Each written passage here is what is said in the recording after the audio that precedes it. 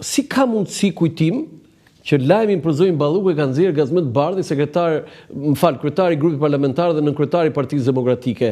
Dhe unë me humor them, gazetari më i mirë për çështjen Balluku i Kronikës Zezë është Gazmet Bardhi. Tani ç'a ndodhi aty tani? Se ka nxjerrë 3 statuse, unë i kam parë me shumë kujdes, dhe të 3 statuset nuk kanë asnjë gabim parashikim, ose në saktë në njoftim, jo parashikim. Tani, duket qartë që zoti Bardhi ka i ka rënë dosja në dorë që një ditë para se ta binte ne, kështu që Jo, të lutem. Dosja në dorë, kjo thua ti që kanë sot gjithë gazetarët. Po mirë tani këtë ta çarmatosun këtë argument. Pse? Sepse ai i tha, nesër zonja Balluku nuk do shkojë në prokurori, një ditë tha do jetë në Zvicër, një ditë tha do jetë në Bullgari, një ditë tha do është kërcënuar. Domethënë, këto nuk janë çështje të dosjes. Ne kuptova. Po, është e vërtetë. Edhe ishi fiks. Po, një informacion. Çuditërisht se Gazmet Bardhi nuk është mbajtur për parashikime, domethënë kështu se ti ishte ashtu, nuk do t'i vinin punët çorap Lulzim Bashës o kujtim. Po ti ishte kaq precize, kaq i saktë.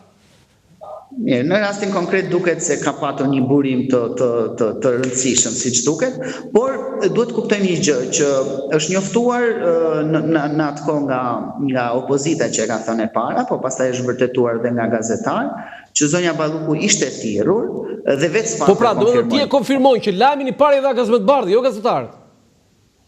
Po, lajmin që zonja Balluku ishte thirrur dhe ishte thënë që do duhet të paraqiten në SPAK me praninë e avokatit, ka dalë fillimisht nga burime pranë opozitës.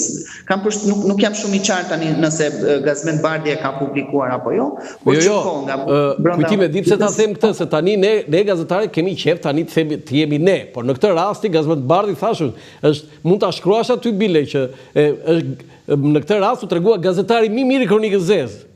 Se këtu s'ka nevojë për investigim, se nuk quhesh investigator kur ti merr një informacion. Ti je thjesht një reporter, dhe reporter është status i lartë. Unë në gjithë karrierën time, kujtim, momentet më të bukura dhe më vlerësuese për veten time i kam kur isha reporter. Dhe kjo është, po jo investigim tani, se nuk ka bërë investigim Gazmet Bardhi. Ai tha, do ndodhi kjo, do ndodhi kjo, do ndodhi kjo, ka ndodhur kjo, kaq. Po, megjithatë, duhet kuptojmë që ata akuzuan edhe për presione ndaj prokurorit, për refuzim nga ana e zonjës Balluku për t'u paraqitur, ndërkohë që kjo pastaj u përgënjeshtrua nga SPAK-u, i cili tha që kemi patur një komunikim me ministrin, e kemi thirrur që të vinte në datë ditën e hënë, na komunikoi që nuk mundej sepse kishte një udhtim jashtë dhe u la dita e premte në orën 15, ku dhe zonja Balluku u paraqit.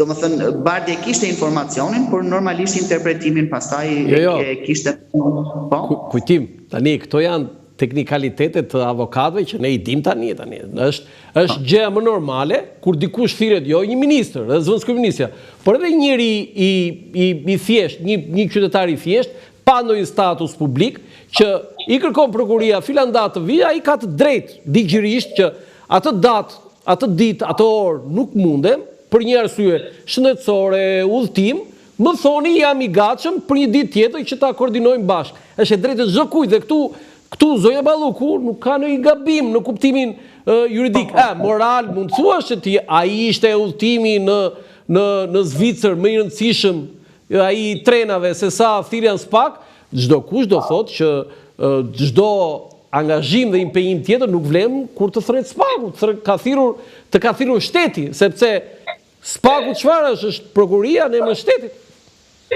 Po. Megjithatë, edhe procedura i një të tilla rrethana, në rrethana të tilla prokuroria është e detyruar të njoftojë personin të cilit do t'i komunikojë një akuzë apo do ta marrin pyetje si person në dieni të një krimi të caktuar apo jo, deri në 3 herë, derisa shikojnë një lloj mosvullneti dhe megjithatë në rastin konkret vonesa ka qenë prej 5 ditësh nëse jam i qartë. Po, nga e hënë